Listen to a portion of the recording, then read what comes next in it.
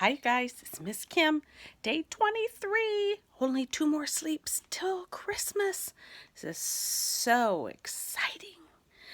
Day 23 of our Advent story, All Creation Waits, The Advent Mystery of New Beginnings by Gail Boss. She's a Michigan author with very cool woodcut illustrations, like that one, by David Klein. So as you can see, our story today is about the northern cardinal. I know probably a lot of you have seen them. Some people say that it's our family members who have departed coming back to visit us. That's kind of a little fable that people say, or a little belief that some people have. Either way, they are beautiful, and it's so fun to see them, especially at the bird feeders this time of year. And the female, who is not bright red like the male, is also very beautiful. She's very pretty. One of my favorite birds to see.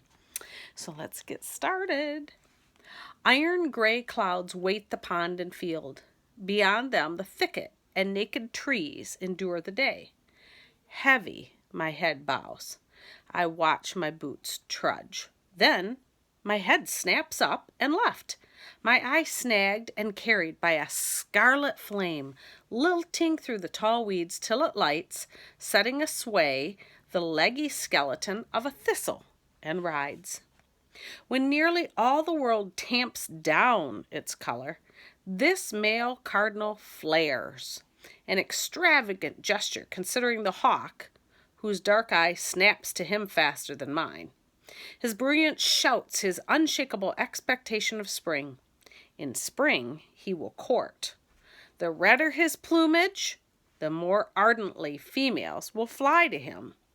So, in fall, when growing the feathers he'll wear in courting season, he fed himself almost exclusively fruits like dogwood berries, wild grapes, and multiflora rose hips, fruits that saturate him in scarlet. I did not know that. Extravagant, yes, but not reckless. To bring his flame through months of cold that strip the world to the bone, he must give deep attention to his body. The flight that caught my eye and heart was no joyride. Swaying on the thistle stalk, he did not sing, not in winter. Flying, singing, these burn energy. Use him up.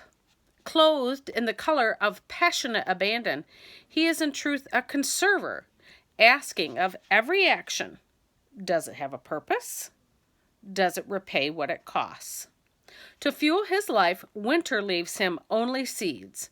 As the cold sharpens, he needs more seeds to fuel his furnace to its 105-degree Fahrenheit survival heat, just when other seed eaters also need more, and snow is apt to cover the unseen seeds.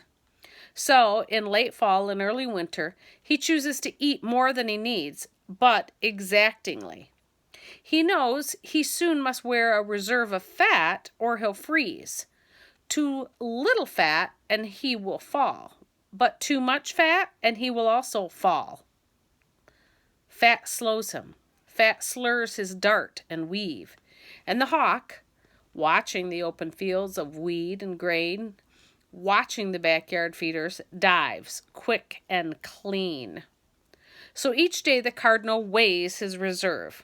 He senses precisely how much fat is spread beneath his thin skin. Also, he takes a measure of the temperature and length of day, sensing how much winter remains. He places all he knows in a finely felt balance, which tells him how much he must eat to add an exact increment of fat. By fractions of grams, he grows himself so that he is the weightiest exactly when winter is most harsh and food meager. He aims for a scalpel's edge, just heavy enough each week of intensifying cold to fuel his purposes, just light enough to whisk away should talons fall from the sky. The cardinal holds on as the thistle slows its sway.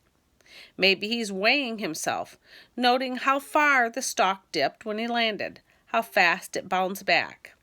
If he can navigate the narrow path between too thick and too thin, too much and too little, he'll arrive at his long-expected spring. He'll blaze out then and dazzle, bobbing, flitting, cavorting, singing, what cheer, what cheer, what cheer. That is just all the more reason that Miss Kim needs to make sure that her feeders stay full this winter, because I did not know about Mr. Cardinal's finely tuned balance.